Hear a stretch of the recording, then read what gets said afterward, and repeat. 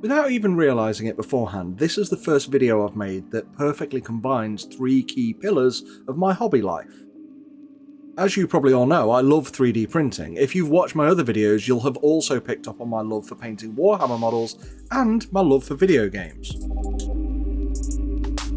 And thanks to Palit, who kind of did and didn't sponsor this video, I've managed to create a 3D print of an RTX 4070 graphics card chassis to play video games with. And this certainly wouldn't look out of place in the grimdark far future of the 41st millennium. Would you like one? Okay, let's get to it. I'm Ross, and this is Fohammer Videos. So as I was kind of saying, Palit sort of sponsored this video, and I don't want to do one of those 30-second ad reads you get on most videos because no one's paying me to do that yet. Where's HelloFresh when you need them? I'd happily take that sponsorship money because I actually use them already. Anyway, I'm getting off topic as usual. I wasn't paid to make this content, but when Palit reached out and said, hey, do you want a free graphics card? Well, what would you say? Who would say no? I mean, I'm not yet big enough for companies to offer to pay me, and I certainly wouldn't want to promote something that I wouldn't like myself anyway. So after a quick Google search on my part and finding out that Palit are a good and reputable brand who make some good cards, I was like, yeah, gimme. And what they want out of this deal is for me to show you that they've got a competition running for their dual series 4060 cards right now. You see, Palit offer free chassis frames for their dual series 4060 and 4070 cards, and the latter of which is what I chose. You can download the Cyber-style paint your own colour scheme version, or a plain version model which is available for both cards, and again, the latter of which is the base that we used for this model. And I also just found out that they offer a template for their Gaming Pro 40 series cards too.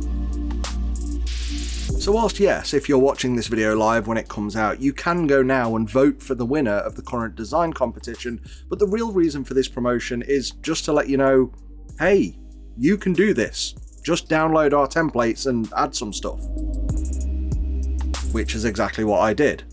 Well, I'm saying I did, but I've actually got no idea how to do any 3D sculpting at all. So I reached out to my mate Dave and asked him for his help. And you may know Dave better as Exeter Cosplay, and you'll find him standing about 3 foot above you at many conventions. And for me, he spent some time adding some 40k style Mechanicus bits to the base template and emblazoned it with both of our logos to get it done quickly. All I needed to do was then print the thing, so I quickly supported it using Lychee, sliced it in Chitubox, and printed it on my GKTWO. And I hope by now this printer needs no introduction. It's the best all-round printer on the market, so say we all. So say we all! For more info on this, check out my review of it, or to be honest, anyone's review for that matter. And while these parts are printing, let me talk about another cool sponsored thing. So whilst I was setting this up, I also got contacted by N-Sabers, who asked me to do a video on their lightsabers. And I was like, no, this is a 3D printing and hobby channel. But send me some and I'll show them off. I just figured you guys would get a kick out of seeing what these are like, and, well, I kind of use them in an odd way.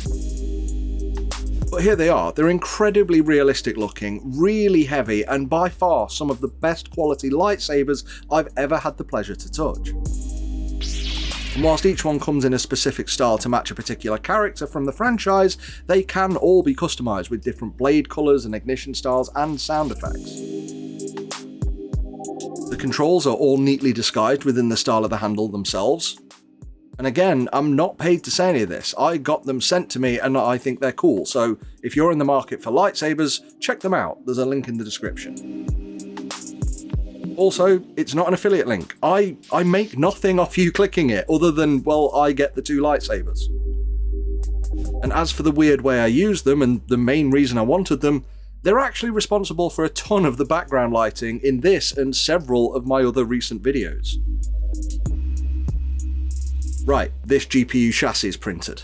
So, it's always smart to do a test fit when creating something like this. It looked good, so I went straight on to painting.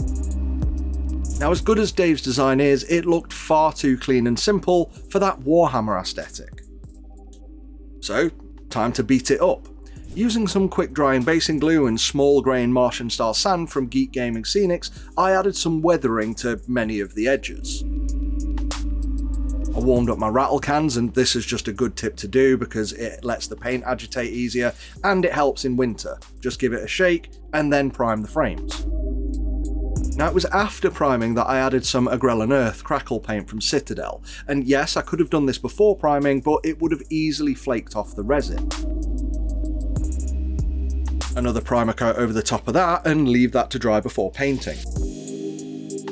For that initial metal layer, I just mixed up some of Citadel's Abaddon Black and Iron Warriors paint and then stippled it in an inconsistent base coat across the whole frame. And this was super easy thanks to Artis Opus's brand new extra large dry brush, which was a release on Black Friday as part of their new D+ range. I haphazardly picked out the edges using Vallejo's Model Air Silver, and I could have spent more time on this, but the goal was just a distressed, worn, beaten metal. If you want to dry brush much better than I've shown here, then check out my dry brushing beginners video, or come to pretty much any wargaming convention in the next year where I'll be working directly with Artis Opus to demonstrate these techniques live and in person.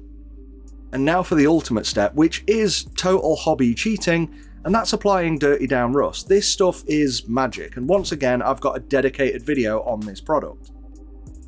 There's several ways to use it, like carefully applying it to specific spots and then feathering out the edges, but honestly for this large object I just covered the whole thing in Dirty Down Rust effect, wet a tissue and wiped it off the raised and flat areas.